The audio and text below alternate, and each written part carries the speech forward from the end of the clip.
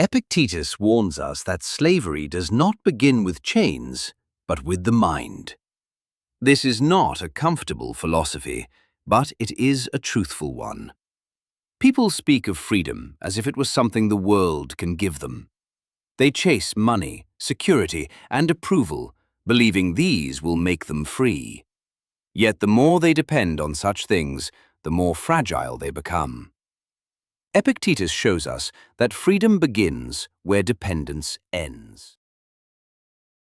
Freedom is not found in wealth, comfort, or social position. Anything that can be taken from you cannot be the foundation of freedom. The body ages, possessions vanish, and status changes without warning. To place your freedom in these things is to live in constant fear of loss. A person's worth is measured by themselves because no one knows them better, and it is revealed by the price at which they are willing to sell themselves.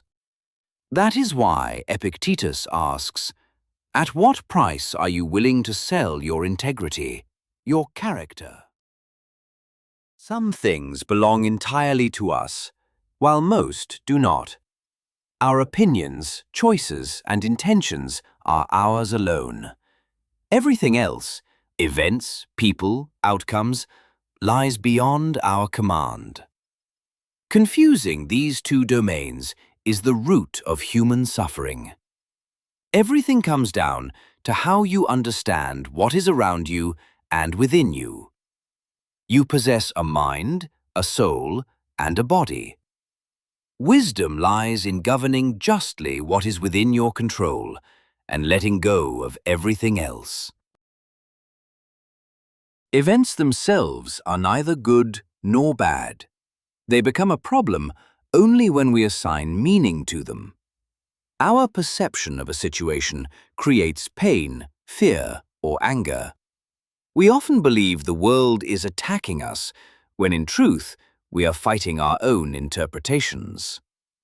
Here, Epictetus teaches that freedom begins in the mind. A person becomes a slave to what they desire most. The more we depend on outcomes, the more vulnerable we become. Fear of loss, pain, or failure keeps us in a constant state of tension. Epictetus does not teach us to extinguish every desire, but to bring desire under reason. Freedom grows when we stop seeking security in uncertainty. The more you look for safety in what you cannot control, the more fragile your life becomes. Many people do not live by their own principles, but by the opinions of others. They seek approval, fear judgment, and constantly compare themselves. In doing so, they hand their freedom over to someone else. Epictetus warns that anyone who depends on praise can never be free. Inner independence requires distance from the judgments of others. The moment you need approval, you surrender authority over yourself. There is something no one can take from you without your consent.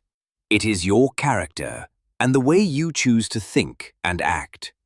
Even in the harshest circumstances, the freedom of moral choice remains. No one can force you to be dishonest, cowardly, or unreasonable. The moment you sacrifice your integrity, you surrender your freedom yourself. This is where Epictetus draws the line between a free person and a slave. Freedom does not happen by accident, nor does it arrive as a reward. It is the result of daily work on the mind. Epictetus understood philosophy not as theory, but as a lifelong practice. Just as the body grows stronger through repetition, the mind is shaped by habit. Every difficulty becomes an opportunity to train calmness, reason, and self-control. Without discipline, freedom remains nothing more than a beautiful idea. A free person does not allow external circumstances to disturb their balance. They do not react impulsively to gain or to loss. Their sense of worth does not depend on praise, success, or the approval of others. They act according to reason, not passing impulses. Such a person remains calm and steady, even as the world around them changes. In this inner stability, Epictetus sees the mark of true freedom. Epictetus reminds us that even the body is not fully our possession. Everything we have is given to us temporarily, including life itself. Fear of death and loss arises from the belief that we can hold on to everything. When we accept impermanence, we stop struggling against what cannot be changed. Letting go does not mean giving up, but ceasing resistance to reality. In this acceptance, Epictetus sees the final form of freedom. Epictetus does not teach us how to avoid life's blows, but how not to surrender ourselves to them. Freedom does not mean the world will adapt to you, but that you will not break under it. As long as you seek peace in what you cannot control, you remain vulnerable. The moment you take responsibility for your own judgments, freedom begins. In the end, the question is not what happens to you, but who governs your mind. For the one who rules himself is truly free.